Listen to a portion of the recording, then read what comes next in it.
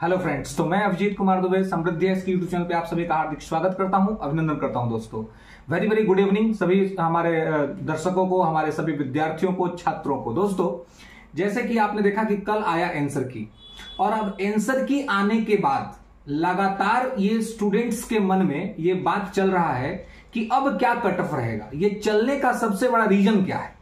और लगातार मैंने अलग अलग चैनल पे तो इंटरव्यू दिए हैं, आज आप लोग देख रहे होंगे, लेकिन अभी भी बहुत सारे विद्यार्थी जो मेरे से जुड़े हुए हैं वो लगातार कॉल कर रहे थे कि सर हम प्लीज आप एक वीडियो बना दीजिए इसको लेकर के। हमने कल एक वीडियो बनाया था, लेकिन इसके बाद इस पर अभी कोई वीडियो मैंने नहीं बनाया है। तो आज मैं अभी आपको बताने जा रहा हूं कि क्या कट ऑफ रहेगा। पूरा अंत तक वीडियो को कंप्लीट करिएगा, सारी बातें समझ में आएगी कि किस आधार पे मैं कट ऑफ के बारे में आपको बता रहा हूं। ऐसे तो कट ऑफ पे जब चर्चा होती तो बहुत सारे विद्यार्थी बहुत तरह के कमेंट करते हैं, अतरंगी कमेंट भी आता है, अरे क्या कह रहे हैं, नहीं कह रहे हैं, बहुत तरह का बात होता है। लेकिन देखिए, कट ऑफ परसेप्शन का चीज होता है। परसेप्शन बनता है स्टूडेंट फीडबैक से। आप जो हमें फीडबैक पहुंचाते हैं, आपके फीडबैक को देखने के बाद हम लोग देखते हैं कि वैकेंसी कितनी है। वैकेंसी के साथ हम लोग ये देखते हैं कि कितने लोगों ने अप्लाई किया है। उसके बाद हम लोग देखते हैं कि पेपर कैसा था, एग्जाम रूम में स्टूडेंट का कैसा परफॉर्मेंस रहा। ये सारा चीज देखने के बाद हम लोग कट ऑफ बताते हैं, ठीक है। इसमें हो सकता है बहुत बार कट ऑफ सटीक भी बैठता है, बहुत बार कट ऑफ दूर दूर तक सटीक नहीं बैठ पाता है। इसके चांसेस होते हैं, है ना। मैं ये नहीं कह रहा हूं कि मैं जो बताऊंगा वो 200% सही हो जाएगा, इट्स नेवर पॉसिबल। लेकिन हाँ, जो मैं तर्क दूंगा उस तर्क के आधार पर मैं ये मानता हूं कि कट ऑफ उसी के आसपास में रहेगा। तो चलिए हम बात करते हैं कि कट ऑफ को क्या क्या चीजें प्रभावित करेंगी। सबसे बड़ा चीज जो कल से जो हमारे पास फोन आ रहे हैं, जितने विद्यार्थियों ने फोन किया, वही विद्यार्थी एग्जाम हॉल से निकलने के बाद हमसे बोले कि सर हमारा 88 सही हो गया, हमारा 90 सही हो गया, हमारा 95 सही हो गया, हमारा 80 सही हो गया। आप यकीन करिए, वही सारे विद्यार्थियों ने आज फोन किया, कल रात में फोन किया, परेशान थे। अब बोले कि सर हमारा 66 को सही हो रहा है, सर हमारा 65 को सही हो रहा है, सर हमारा 56 को सही हो रहा है। अब बताइए कि 20 नंबर का डिफरेंस आ गया। मैंने कहा था कि यूट्यूबर वालों से यूट्यूब का पढ़ाई और सावन का बारिश दोनों एक जैसा होता है, काम नहीं आता है, आपको एग्जाम के टाइम पे काम ही नहीं देगा। रीजन क्या है? यूट्यूब एक ऐसा प्लेस है जहां पे व्यक्ति क्या करता है, आप सब लोग जानते हैं कि क्या होता है वहां पर। तो यूट्यूब एग्जाम होने के साथ साथ लोग चढ़ गए आंसर बताने के लिए, मैक्सिमम क्वेश्चन का उत्तर गलत बता दिया, आप लोग उसी से मिला लिए, आपको लगा कि आप कट ऑफ पार कर जाइएगा। उस समय जब हम लोग कट ऑफ थोड़ा कम बताते थे तो कहते थे सर इतना कम जाएगा, 90 जाएगा, 95 जाएगा। अब बताइए तो कितना जाएगा? जब आप आगे 66 पर, जब आप आगे 70 पर, जब आप आगे 55 पर, अब कितना जाएगा कट ऑफ? तो स्टूडेंट फीडबैक जो हमने लिया, आज जो स्टूडेंट ने दिया, वो जितना पहले बचा रहे थे यूट्यूब और गूगल से मिलाने के बाद, आज जब बीपीएससी ने आंसर जारी किया कल, तो उसमें 20 नंबर का अंतर है। अब ऐसी स्थिति में कट ऑफ क्या रहेगा? इसके साथ में एक दो और बिंदु पर आपका ध्यान आकर्षित कराना चाहता हूं। वो बात यह है कि आप देखिए कि इस बार पीआरटी में 28,000 वैकेंसी है। कितना? 28,000। टीआर 2 में, पीआरटी में जो वैकेंसी था वो 14,000 था। तो जब टीआर 2 में 14,000 वैकेंसी था पीआरटी में, तो कट ऑफ गया था जनरल का 67 नंबर। टीआर 3 में पीआरटी का सीट है 28,000, यानी कि सीधा दुगुना है। 14 दूना 28 होता है, तो सीधे दुगुना सीट है। तो जब दुगुना सीट है तो कट ऑफ क्या जाएगा? आप पेपर देख लीजिए कि लोग क्या क्या फीडबैक दे रहे हैं। जब टीआर 2 में 67 नंबर था 14,000 सीट पर, तो इस बार तो सीट बढ़ा हुआ है ना। तो इस बार क्या होगा? तो इस बार जो स्थिति क्लियर हो रही है धीरे धीरे आंसर के आने के बाद, इसके बाद एक बात और कि 6 क्वेश्चन डिस्प्यूटेड हैं। 6 क्वेश्चन डिस्प्यूटेड हैं, जिसमें कांग्रेस सोशलिस्ट पार्टी की स्थापना कब हुई थी, यह क्वेश्चन डिस्प्यूट में है। एक क्वेश्चन यह भी डिस्प्यूट में है कि यह करंट अफेयर्स का क्वेश्चन है कि संसद से कितने सदस्यों को निलंबित किया गया था। तो आपने करंट में इसको पढ़ा ही होगा, और जो आप ऑप्शन देखेंगे तो ऑप्शन में क्या ऑप्शन था, वो सारे ऑप्शंस गलत थे, लेकिन बीपीएससी ने डी आंसर मान लिया है। जो है 146 सांसद जो है वो रेस्टिकेट हुए थे, उसमें 100 सांसद लोकसभा से और 46 सांसद जो है वो राज्यसभा से रेस्टिकेट हुए थे। तो 146 सांसद रेस्टिकेट हुए थे। तो ऐसे स्थिति में जो दिया हुआ था कॉलम में पार्टी वाइज दिया हुआ था, तो पार्टी वाइज जो डाटा दिया ना वो तीनों डाटा गलत है, तो आप उसको देखिएगा। इस पे अगर आप चैलेंज करते हैं तो आपका नंबर बढ़ सकता है, ठीक है, ओके, तो इसका नंबर बढ़ेगा।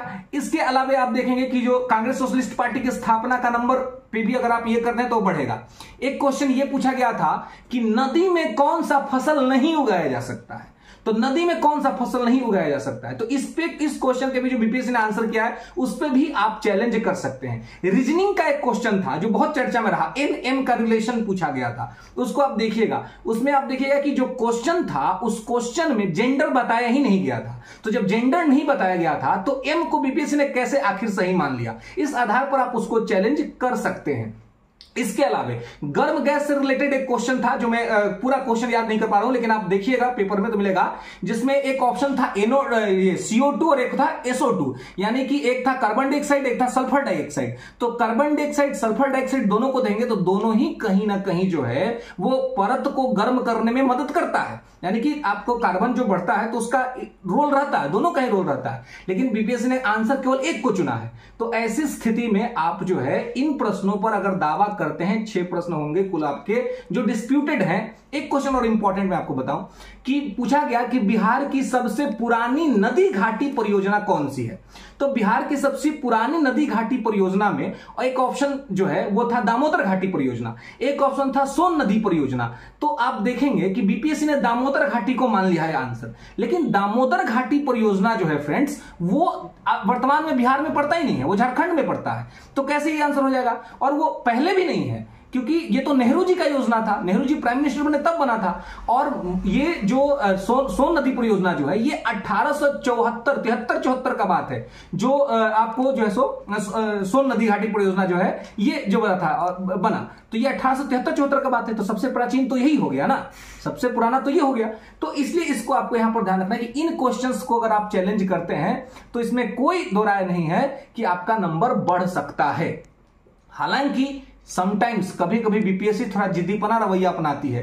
बीपीएससी कमीशन के एक एग्जाम में एक बार सवाल पूछा गया था कि वीर कुंवर सिंह ने कहां से नेतृत्व किया था, और ये इसका पूरा दुनिया जानता है, सारा किताब में लिखा हुआ है कि शाहाबाद यानी कि आरा से किया था, लेकिन बीपीएससी ने मान लिया कि पटना से किया है। अब फिर उसको बदला भी नहीं, इवन मामला कोर्ट भी चल गया, तो कोर्ट में जाने के बाद भी बीपीएससी ने क्या कहा कि पटना यूनिवर्सिटी के एक प्रोफेसर साहब ने जो है एक बायोग्राफी लिखी है, बायोग्राफी में वीर कुंवर सिंह को पटना से नेतृत्व करने वाला बताया है, इस वजह से उन्होंने उनको मान लिया। तो कभी कभी बीपीएससी जिद्दी भी हो जाती है, तो ये जिद को बीपीएससी को थोड़ा छोड़ना चाहिए और विद्यार्थियों के इस कंसर्न को समझना चाहिए। तो ऐसे में 6 नंबर का बोनस आपको मिल सकता है, इट्स क्वाइट पॉसिबल। लेकिन एक बात और आपको ध्यान रखना है कि अब कट ऑफ क्या जाएगा, तो मैं आपको बता रहा हूं 65 से 70 के बीच में अगर अनरिजर्व्ड कैटेगरी के विद्यार्थी हैं, या यूं कहें कि 65 से 67 यानी कि 65, 66, 67 इसके बीच में अगर आपका स्कोर हो रहा है बीपीएससी का आंसर की से, आप एकदम सेफ जोन में है। 65 से 67 में अनरिजर्व्ड कैटेगरी में। रिजर्व कैटेगरी में क्या होगा, रिजर्व कैटेगरी में कट ऑफ नीचे गिरेगा और नीचे जाएगा, और सबसे ज्यादा लाभ इस बार होने वाला है एससी कम्युनिटी को, क्योंकि ताती ततवा जाति जो बिहार में है उसको एससी के कैटेगरी से निकाल करके ईबीसी के कैटेगरी में डाल दिया गया है। तो एससी वाला सीट तो बच गया ना, एससी वाला सीट तो बच गया, तो वो सीट कहां चला गया, ईबीसी में। तो ईबीसी में कट ऑफ जाएगा थोड़ा बढ़, एससी में कट ऑफ जाएगा लो। ये चीज को ध्यान रखिए क्योंकि ताती तत्व जाति शिफ्ट हो गई है वहां पर, तो इस चीज को आपको यहां पर ध्यान रखना है फ्रेंड्स। तो अनरिजर्व कैटेगरी में 65 से 67 जाएगा।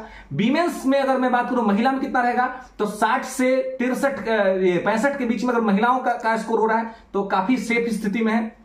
ओबीसी कैटेगरी में अगर हम बात करें, या मैं बात करूं पहले ईडब्ल्यूएस कैटेगरी में, तो ईडब्ल्यूएस कैटेगरी में मेल की मैं बात करूं तो अगर 56 से 60 के बीच में मेल है तो वो ठीक ठाक स्थिति में है। और महिला, जितना मैं मेल का बता रहा हूं, महिला को उससे 4 नंबर कम कर देना है, 3 से 4 नंबर, उसमें आपको फीमेल का मिल जाएगा। ओबीसी में अगर मैं बात करूं तो ओबीसी का जो कट ऑफ रहेगा वो 55 से 60 के बीच में रहेगा। ईबीसी की बात करूं तो 53 से 57 के बीच में रहेगा। अगर मैं आपको एससी कम्युनिटी की बात करूं तो एससी में मैंने कहा था कि कट ऑफ गिरेगा नीचे। एससी कम्युनिटी का कट ऑफ आप देखिएगा मतलब 45 से 48 के बीच में रह सकता है, इवन 45-46 रहेगा, इससे ज्यादा नहीं जाएगा। एसटी कम्युनिटी का कट ऑफ थोड़ा इससे आगे जा सकता है क्योंकि एससी को अलग से फायदा होने वाला है। जो पीएच है यानी कि जो हैंडीकैप्ड हैं, हैंडीकैप्ड विद्यार्थी अगर 43 तक भी सही किए हैं तो उनका रिजल्ट होने का चांसेस है पीआरटी में। तो ये है हमारा ये कट ऑफ, और ये कट ऑफ आप लोगों के ही बताए हुए फीडबैक के बेस पे है और साथ ही सीट को देखने के बाद है दोस्तों। तो चलिए चैनल को लाइक करिए, शेयर करिए, सब्सक्राइब करिए और समृद्धि आई इसके साथ समृद्ध बन रही है।